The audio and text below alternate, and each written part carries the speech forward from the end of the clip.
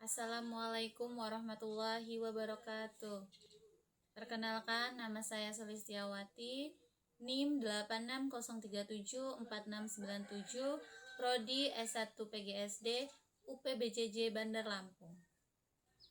Dalam video ini saya akan menjelaskan peran ontologi, epistemologi, dan aksiologi. Dan saya akan menggunakan bidang ilmu pendidikan sebagai contoh untuk memperjelas bagaimana ontologi, epistemologi, dan aksiologi bekerja sebagai fondasi dalam filsafat ilmu. Pertama, ontologi. Apa yang dikaji oleh ilmu? Ontologi adalah fondasi pertama dalam filsafat ilmu yang membahas apa objek kajian ilmu dan hakikat realitas yang ingin dipahami. Dalam ilmu pendidikan, ontologi menjelaskan bahwa yang dikaji adalah peserta didik dan perkembangan dirinya, proses belajar dan perubahan perilaku, proses mengajar dan peran guru, interaksi guru-siswa, serta lingkungan belajar. Ontologi menentukan bahwa pendidikan adalah realitas yang mencakup kognitif, afektif, psikomotorik, dan sosial.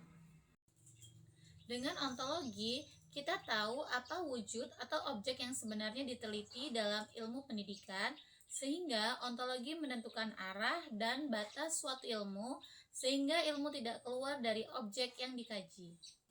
Yang kedua, epistemologi. Bagaimana ilmu diperoleh?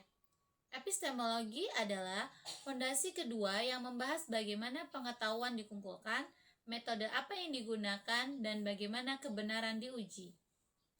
Dalam pendidikan, epistemologi terlihat melalui observasi proses belajar, penelitian tindakan kelas, pengukuran hasil belajar, teori-teori belajar, serta metode ilmiah.